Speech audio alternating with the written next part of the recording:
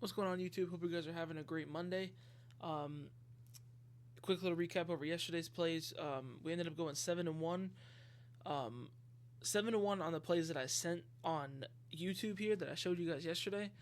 But we ended up, I added a couple more yesterday in the Discord. So if you're in the Discord, I ended up going 10-2. I'll get into those in a second. But um, the ones that we did hit, we had James Conner. He was free. He had like a 53-yard rush, I think. So that was besides that, that was pretty free. I think he ended with like 120 rushing yards. And then I think I was saying Simmons yesterday, but I think it might be Simons. I've actually never said this guy's name before. But he was pretty sweaty. He came down in the last couple minutes and he had 15 points and he got fouled, which ended up getting him the extra two. But he finished with 20 points, so it looks a lot better than it is. But he cashed Fairbairn. He cashed both of these. Like I said, when he goes over 1.5 field goals made um, per game, he usually goes over 7.5 kicking points, and that's what he did. He only ended up covering by one, but that's still a win. Brandon Aubrey, he ended up having 3 field goals. I think he might have had fourth, but I think he finished with 3 field goals made, so that cashed for us. We had CD Lamb. This was actually a boosted play over on Chalkboard. So if you guys ended up taking it there, for example, myself, I took the CD Lamb, and I took Jamar Chase over 26.5 longest catch, and both of those cashed. I think it was like almost a 4x payout. I think it was actually over a 4x payout. So yeah, I paired those two up. CD Lamb, Jamar Chase. It was a pretty good payout. Next I'm just gonna skip over Jalen Suggs for a second. We have Jake Hayner. I think that's how you say his name. Um, this was an absolutely free play, kind of exactly what I expected to happen. Like I said, he was kind of splitting reps with Spencer Rattler. Um, Not officially, but once he once he got into the game, and started playing, he only ended up getting like 49 yards passing in the first half, and then um, the coach decided to bench him. So yeah, so he was pretty free. Moving down here, I added a couple more. I think I added Obi Toppin. He ended up going over. This is simply a recent performance play. He's hit this line, I think, 6 or 7 games now straight. And then I added Josh Allen. He got it discounted on parlay play, so I made a 2-man play with Koulibaly, I think is his name. I might be butchering that. But him and Josh Allen, I had him going over 2.5 assists. Whenever Washington had a lot of guys out yesterday, and whenever all those players were out, I can't remember exactly who they were, but whenever all those players were out, he went over in every game. So I like that. So I paired those two up, and those both hit. Josh Allen, what a game, man! What a game yesterday. Yeah, those two ended up hitting, and then you got Jalen Suggs. Like I said, Suggs went 4 of 19 from the field, and he just simply did not shoot well. Like I was saying in the video, though, whenever he gets over 16, I think it was 16 or 17 field goal attempts, which he did here. He got 19. He went over in every game. So this is this I would still take this bet again for sure. This is just a bad beat. Yeah, I mean he just didn't shoot well. Plus he fouled out toward the end, so he didn't even have any chance of getting it late in the game. And then Saldama, I ended up adding him as well. He went 1 for 8 from the field, and just didn't get really involved in the game. A lot of guys like John Morant and Jaren Jackson, they were getting a lot of the reps. So yeah, I mean he wasn't even in the game. I think in the last like 7 minutes of the game, it was actually insane. But overall in the Discord we went 10-2, so we went 7-1 on the plays I gave you guys on here on YouTube, and then we went 10-2 on the Discord. So yeah, pretty good day overall. I'm happy with this a lot. I think this is a good strategy here instead of doing giving you guys the plays because, like I said here, so like I think I had Simons with, I believe it was Suggs, and that didn't cash like the play itself, but Simons did. So I want you guys to be able to look at it more of like not having to copy my plays exactly, but you can copy just sort of the players that are there because a lot of these players do cash for me. I just can't seem to get the pairings right sometimes. So that's why I kind of pivoted over to this. We ended up sweeping the NFL as well, by the way. Here, so I had all 5 of these up here, and then Fairbairn and Josh Allen ended up hitting as well. So we swept NFL, which is actually good for me because I've been a little bit slow in the NFL recently. Not really too sure why that is, but regardless. All right, moving on to today's plays. I have about 8 plays for you guys here. A couple of these are just recent performance plays, but I think that a lot of these guys are going to have good games. For example, James Harden. He's not having the best recent performance, but he has hit this line in one game this season against his opponent. Um, and then he's also takes the most shots above the three. And the Jazz are bottom three in defending above the three. So it's a good matchup for him. I think he should hit this line. It might be a bit sweaty, but a cash is a cash. You know what I mean? So moving on, this one is a recent performance play here. You got Walker Kessler over 21.5 points, rebounds, and assists. He's hit this in the last 7 games. He's hit also 4 straight versus top 14 defenses for his designated shooting zone, which is in the restricted area in the paint.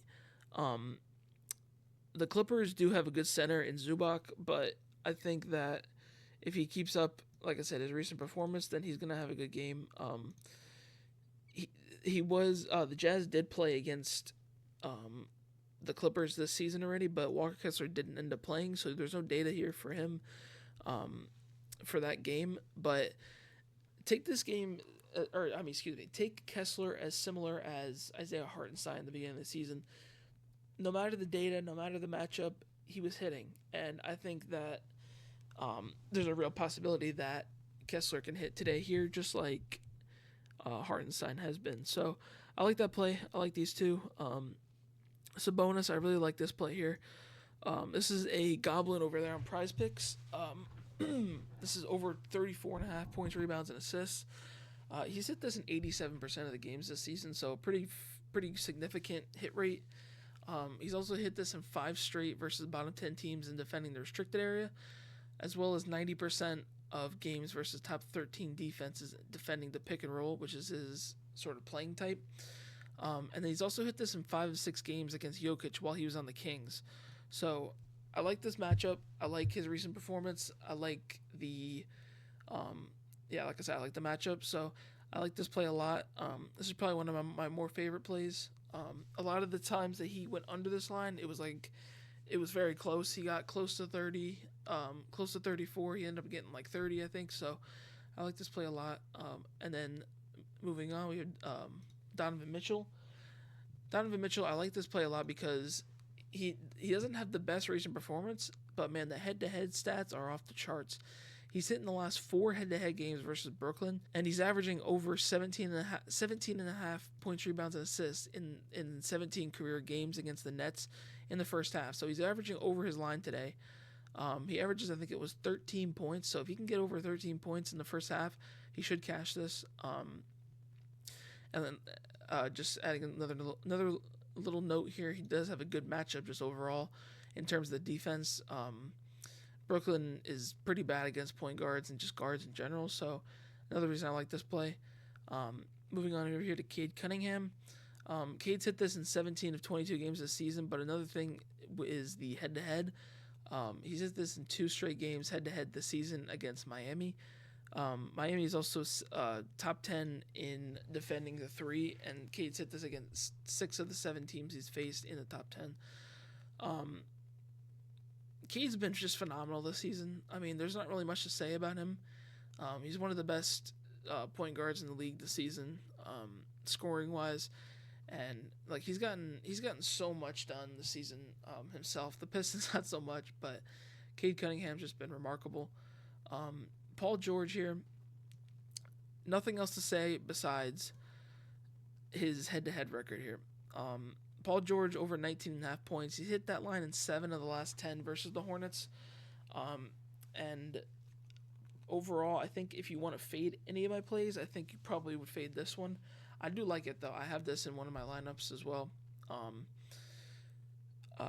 I mean, there's not really a whole lot to say here. He hasn't had the greatest of seasons, but Joel Embiid is out, Maxi's in, and also Jared McCain is out. So he should see some increased minutes. Well, he should see some increased playing for his role.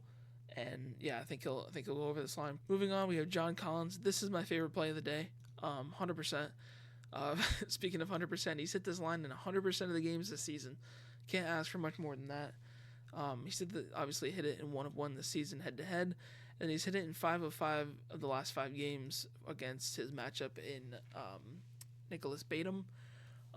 John Collins has just been probably my favorite player. Him and Nikola Vucevic, they've been probably my favorite players to bet on this season.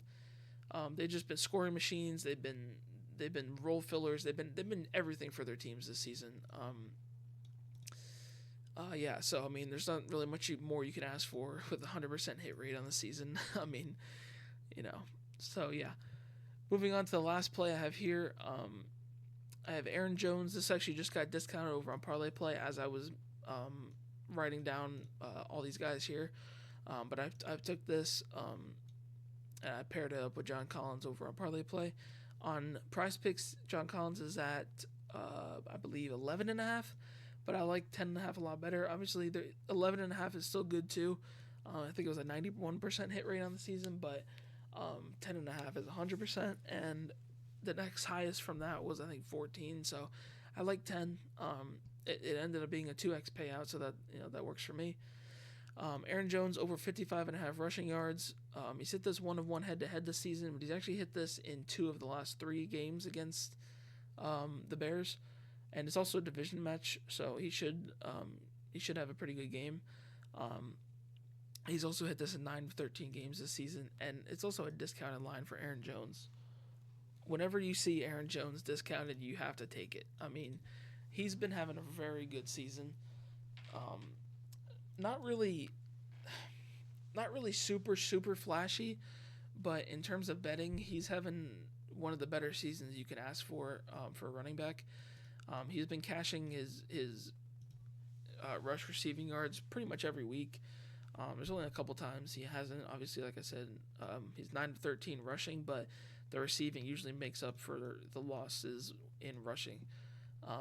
So yeah, those are the 8 plays I have for you guys today. Hope you guys have a good Monday. Hope we cash out. If you guys want to see more plays, though, join the link to the Discord in the description.